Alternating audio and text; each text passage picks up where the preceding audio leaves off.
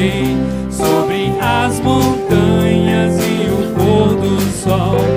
Uma coisa só, meu desejo é: vem reinar de novo em mim, reina em mim, com o teu poder, sobre a escuridão, sobre os sonhos meus.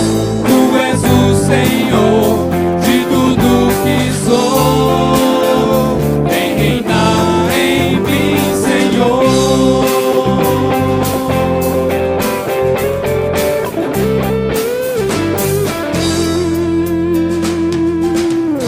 Sobre o meu pensar, tudo que eu falar, faz-me refletir a beleza que há em ti. Tu és para mim mais que tudo aqui. Vem reinar de novo em mim, reina em mim, com o teu poder, sobre a escuridão, sobre os sonhos meus.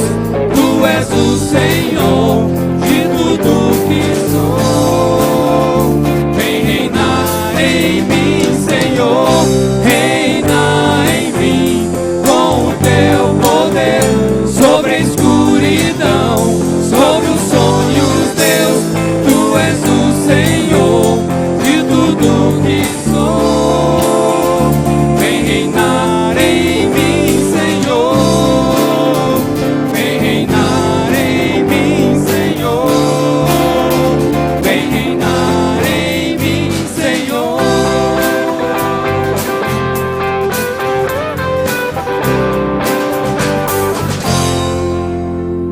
Nos rendemos aos teus pés, ó Pai, e te adoramos. Em nome de Jesus.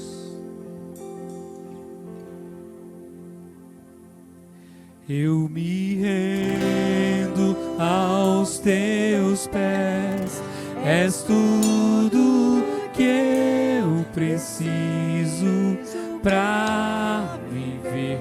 Eu me lanço aos teus braços, onde encontro meu refúgio, Jesus.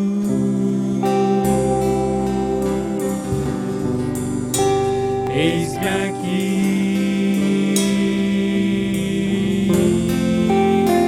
Jesus.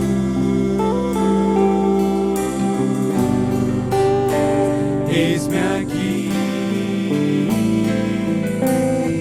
Se prostre diante do Senhor.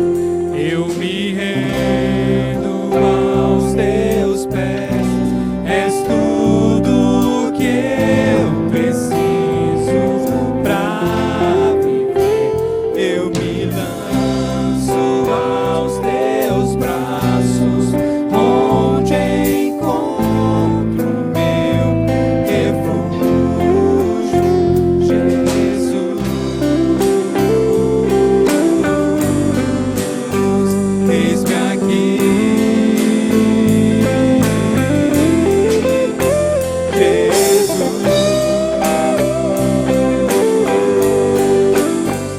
Eis-me aqui,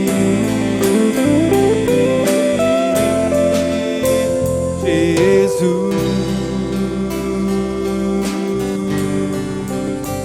Eis-me aqui. Aqui, ó Pai, diante do Senhor. Recebe nosso louvor, ó Pai, nossa adoração. Recebe, ó Pai, a adoração que é levantada nesse lugar, ó Pai, em cada lar, em cada casa, em cada vida, ó Pai, que entoa esse cântico ao Senhor, que está reunido, ó Pai, em torno da Tua palavra, para te buscar. Toca o nosso coração, ó Pai, atende ao nosso clamor e fale aos nossos corações as palavras que só o Teu Santo Espírito traz, ó Pai. Ele sabe o que vai dentro de nós, sabe o que precisa ser mudado, ó Pai, para que nós nos rendamos de forma completa. Transforma o nosso coração a cada dia, ó Pai. Em nome de Jesus, obrigado, Pai, por tudo. Obrigado, Pai. Amém. A nova do Evangelho já se fez ouvir aqui. Boas novas tão alegres, elas são pra quem ouvir.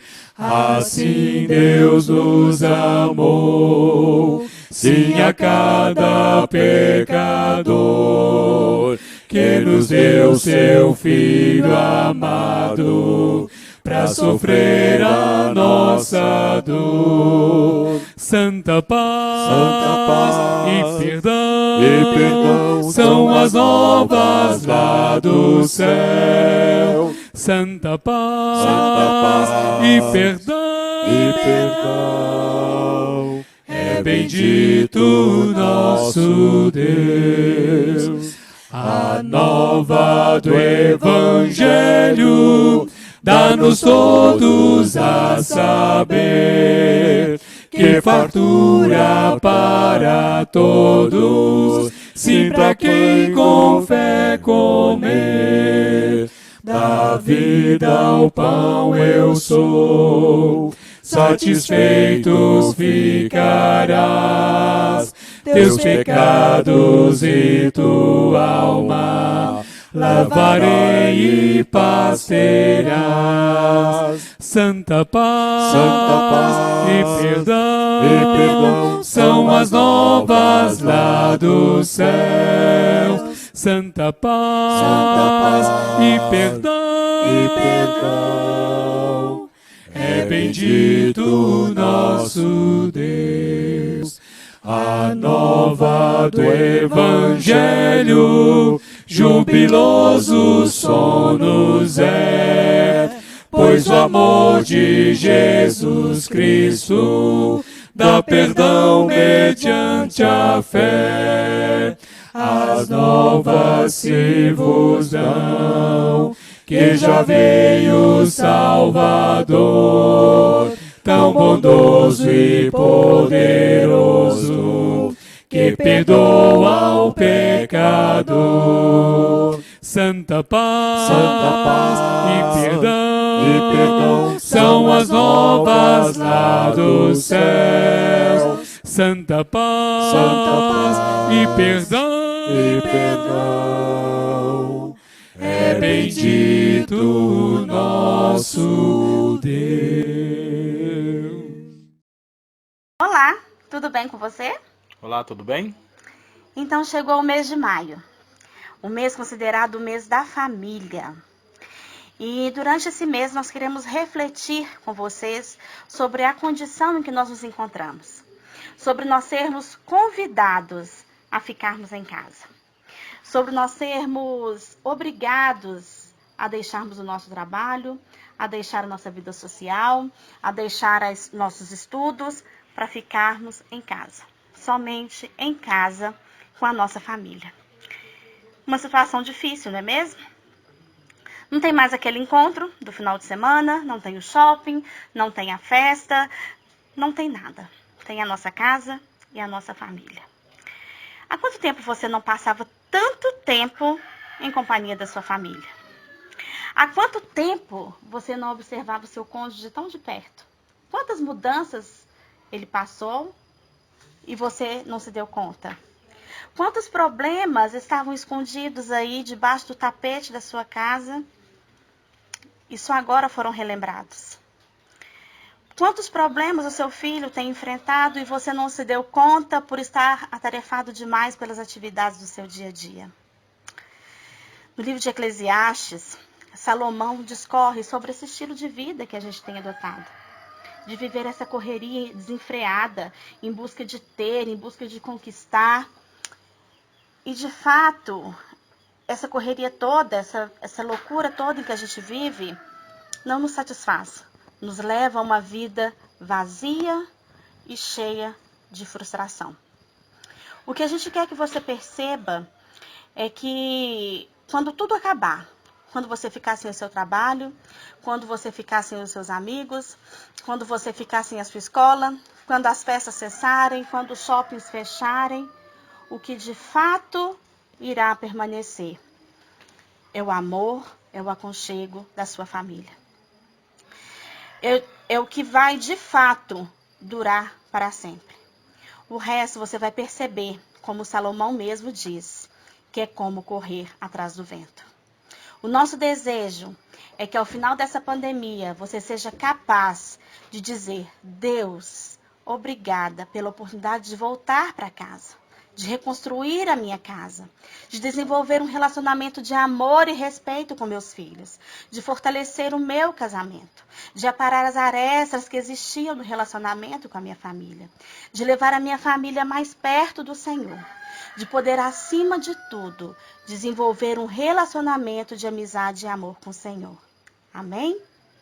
Então, durante esse mês de maio, é sobre isso que nós vamos refletir, é sobre isso que nós vamos estudar. E durante todo o mês, nós estaremos publicando algumas mensagens, algumas devocionais, para que você reflita. São mensagens que certamente virão do coração de Deus para o seu coração, para o coração da sua família. E nós teremos outras ações também, como, por exemplo, o incentivo ao culto doméstico, que já foi soltaram hoje nas redes sociais. Nós queremos que você tenha essa prática na sua vida, que você incentive a sua família, os seus amigos a fazerem isso. E nós queremos também que você publique isso pra gente, que vocês tirem fotos, que vocês nos mandem, que vocês publiquem isso para que possamos fazer uma rede e assim incentivarmos uns aos outros a termos um relacionamento melhor com o Senhor. E é isso. E durante todo o mês a gente quer estar junto com vocês, nós queremos estar trazendo aquilo que Deus tem colocado no nosso coração, para o coração de vocês. Outra coisa importante, junto com o Ministério de Intercessão, começou ontem, mas nós soltamos hoje, né, retroativa ontem, os 31 dias de oração pela família. Em parceria com a Junta de Missões, nós teremos aí 31 dias para orarmos em favor da nossa família e orarmos em favor dos membros da nossa família que não conhecem a Jesus e que nós queremos trazê-los para Jesus.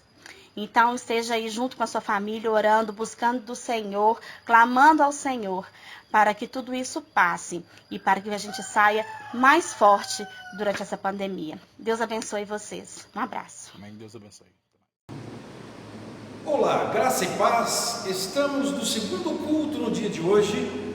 Agora, neste culto da noite, quando a família se reúne novamente em torno do nome de Jesus, eu gostaria de convidar você para estarmos meditando na palavra do Senhor. Mais uma vez, já temos louvado ao Senhor, já temos cantado hinos de louvor e adoração, e agora quero chamar você para pensar um pouco junto comigo sobre o poder do Evangelho. Olha que coisa bacana. Então vamos continuar lendo Atos dos Apóstolos. A gente está trabalhando com a nossa igreja sobre o propósito da igreja multiplicadora. Então precisamos de pensar como igreja o tempo todo. E eu gostaria que você usasse a sua Bíblia junto comigo. O texto é de Atos capítulo 16, versículos de 13 a 18. Depois nós leremos logo a seguir o próximo livro, Romanos capítulo 1, versículo 16. Dois textos nós vamos tomar para meditação nesta noite. Então venha comigo. Atos capítulo 16, versículos de 13 a 18 diz: No dia de sábado saímos fora das portas para a beira do rio, onde julgávamos haver um lugar para oração, e assentando-nos falamos às mulheres que ali se reuniram. Certa mulher chamada Lídia, vendedora de púrpura da cidade de Tiatira, e que servia a Deus, nos ouvia, e o Senhor lhe abriu o coração para que estivesse atenta ao que Paulo dizia. Depois que foi batizada, ela e a sua casa rogou-nos, dizendo: Se haveis julgado que eu seja fiel ao Senhor, entrai em minha casa e ficai ali. E nos constrangeu a isso. Indo nós ao local de oração, saiu-nos ao encontro uma jovem que tinha um espírito de adivinhação, a qual, adivinhando, dava grande lucro aos seus senhores. E esta, seguindo a Paulo e a nós, chamava dizendo: Estes homens que nos anunciam o caminho da salvação são servos do Deus Altíssimo. E isso fez ela por muitos dias. Mas Paulo, perturbado, voltou-se e disse ao Espírito: Em nome de Jesus Cristo, ordeno-te que saias dela. e na mesma hora saiu. Então, leia comigo agora o texto que está no livro de Romanos, no capítulo de número 1, versículo 16, vai dizer assim o texto: não me envergonho do Evangelho, pois é poder de Deus para a salvação de todo aquele que crê, primeiro do judeu e também do grego, pois nele se descobre a justiça de Deus de fé em fé, como está escrito: o justo viverá pela fé. Meus queridos, o meu querido irmão, minha querida irmã, nós estamos diante de uma circunstância, sobretudo essa primeira posta no livro de Atos, em que os apóstolos, e Atos foi escrito por Lucas, e aqui ele faz uma referência a Paulo, seu companheiro, eles estavam juntos nessa circunstância, em que o Evangelho precisava de ser propagado. Nenhum cristão, nenhum de nós, você e eu, não andamos por esse mundo, ou vamos, ou vimos e voltamos, ímos a lugares sem propósito de propagação do Evangelho. A coisa mais interessante, porque Paulo vai dizer assim: vós sois cartas lidas por todos.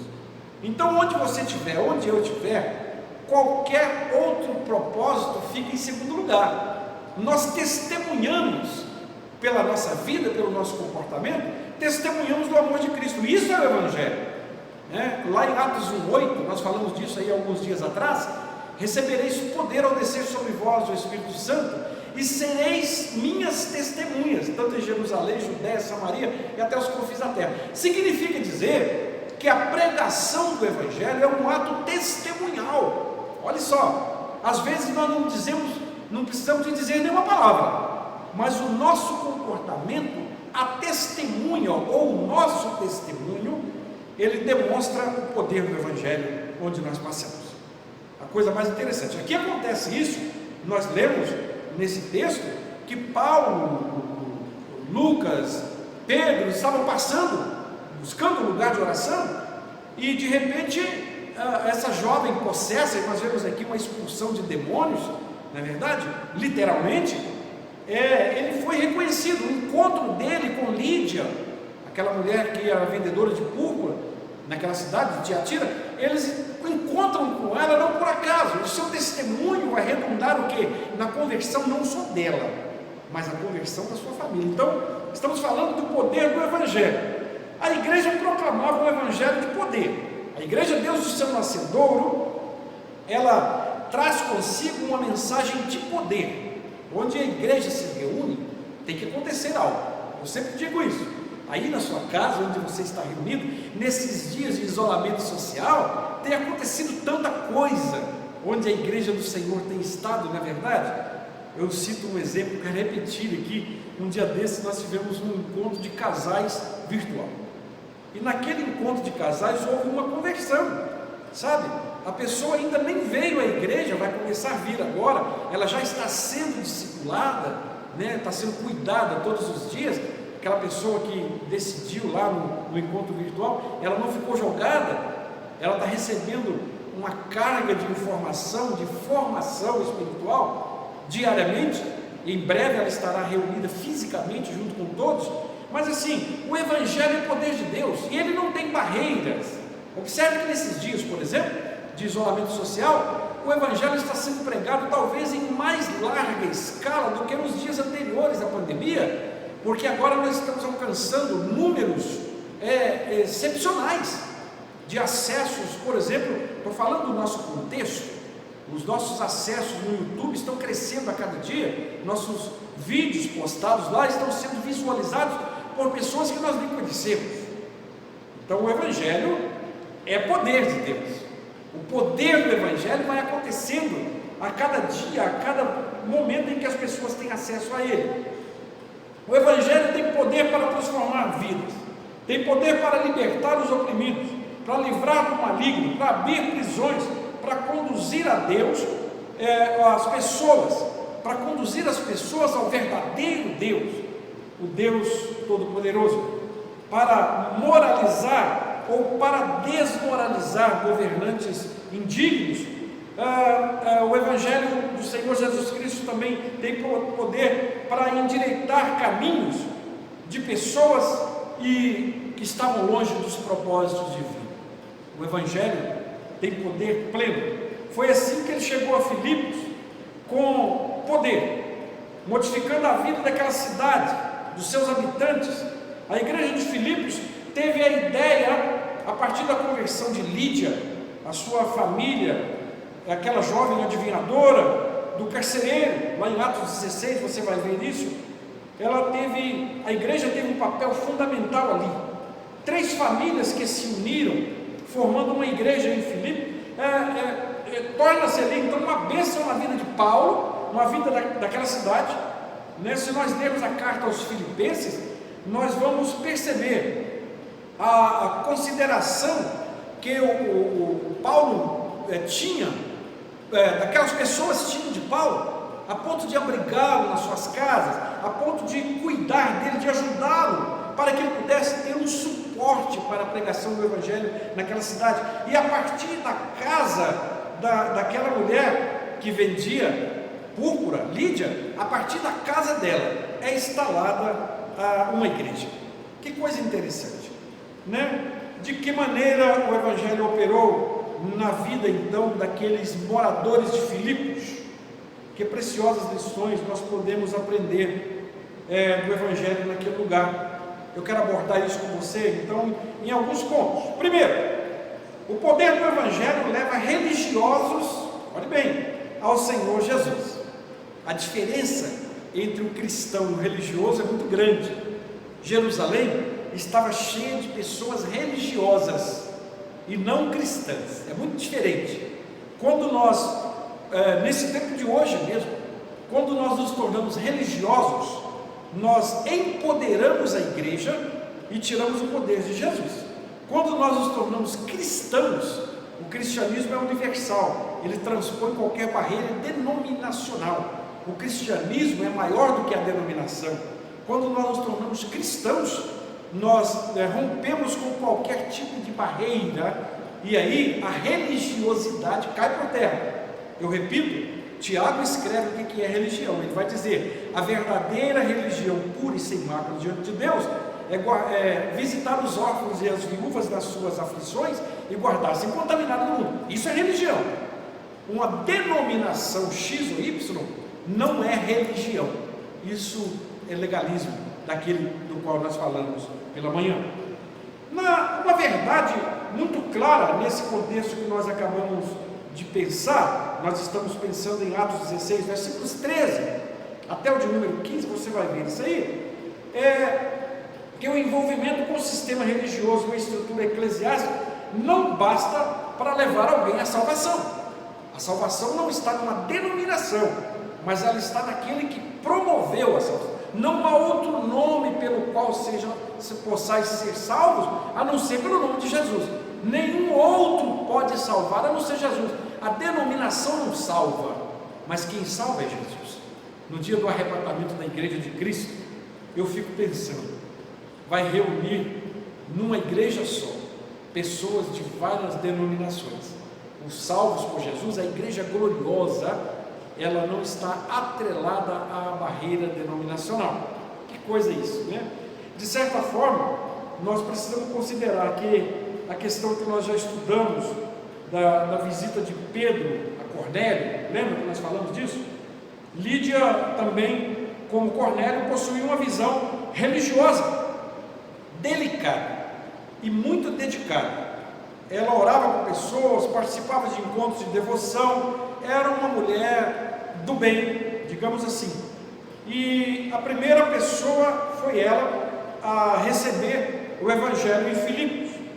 Então foi uma religiosa que ainda não conhecia o Senhor Jesus. Que coisa! A partir do encontro que ela tem com o Evangelho anunciado pelos apóstolos, ela deixa de ser uma mulher simplesmente religiosa e passa a ser uma cristã fervorosa, uma cristã sincera. Isso é muito interessante. Muitas pessoas hoje acreditam que com a sinceridade que pertence ou que faz parte de alguma igreja, que dada a filantropia, muitas pessoas entendem que frequentar igreja, frequentar culto, submeter a liturgias, a regrinhas eclesiásticas é suficiente para trazer a salvação. Não há base bíblica para pensarmos dessa forma.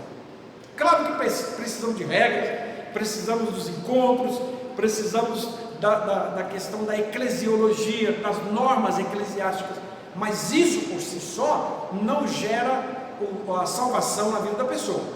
Há pessoas que são legalistas ao extremo, mas não são convertidas, como nós vamos ver outras extremamente, às vezes, não são dadas a legalismos, mas são completamente convertidas. Isso é muito interessante.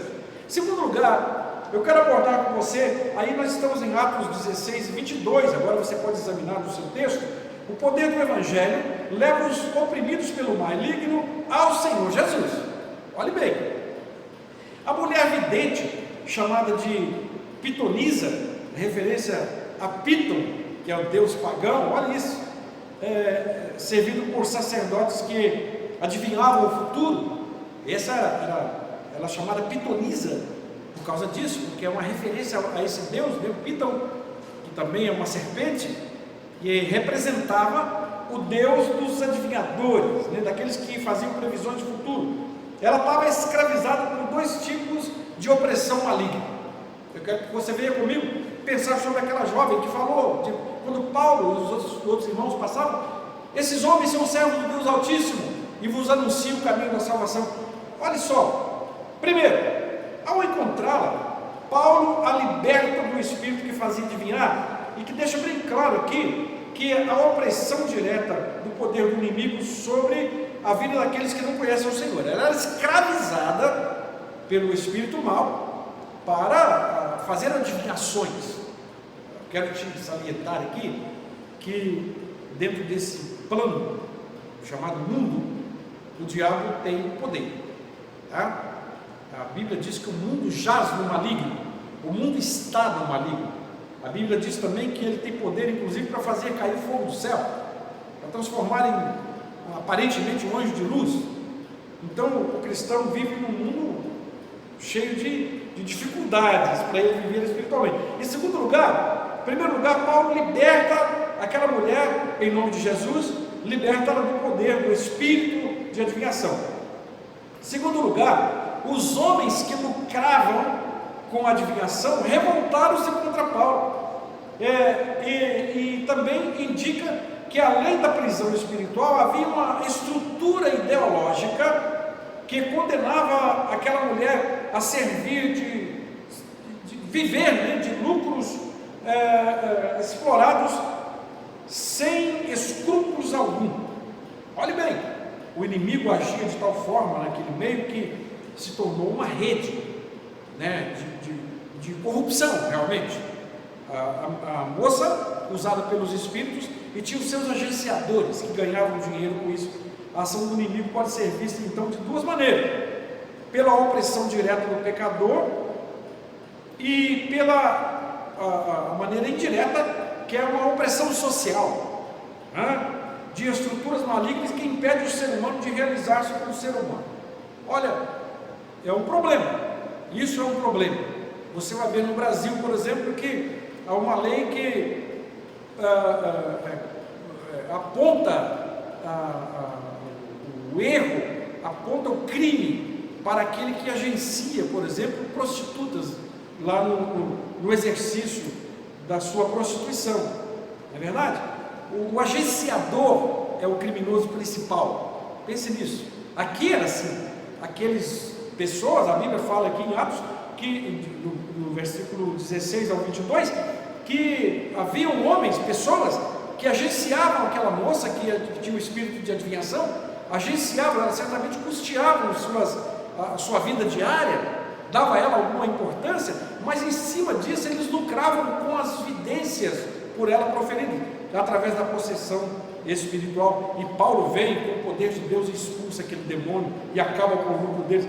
Olha, nós precisamos lembrar aqui que a liberdade concedida a Jesus pode alcançar pessoas escravizadas de ambas as maneiras. Naqueles dias, aquelas pessoas que agenciavam a moça, eles se revoltaram contra Paulo, porque ele cessou o seu lucro, e isso era um problema.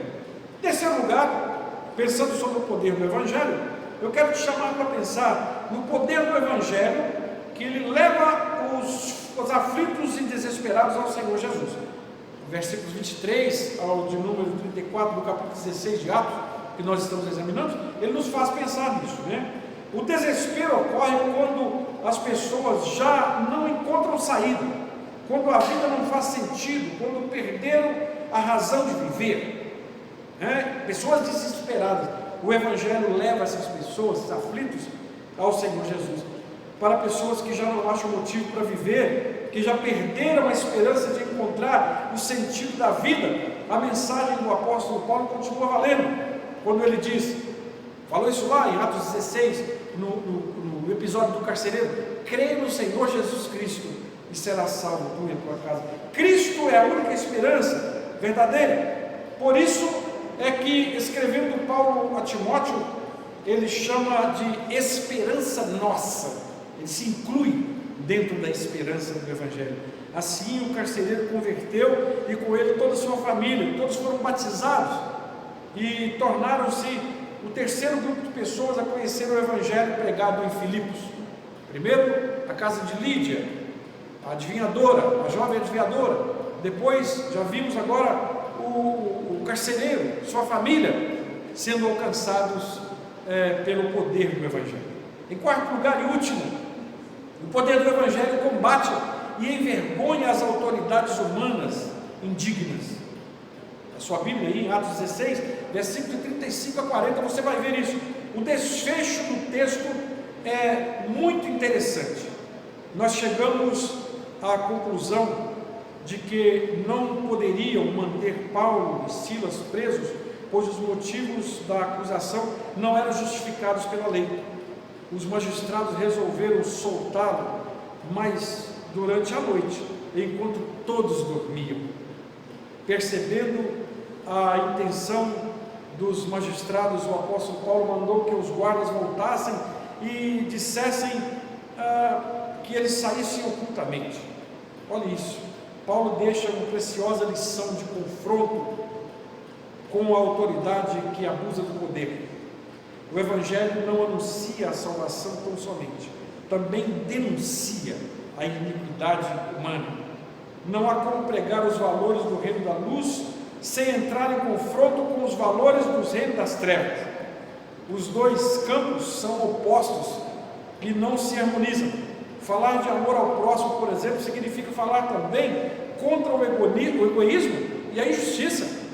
A igreja precisa tratar de justiça social. Ela precisa de pensar que as pessoas dentro ou fora dela estão todas debaixo de uma necessidade social, e a igreja precisa de ser um fator preponderante para a promoção do bem-estar social. Ela é um agente de transformação social também. O Evangelho de Filipos libertou uma mulher da opressão maligna, um homem do suicídio, mas também apontou os abusos e os autoritarismos de um poder público inconsequente.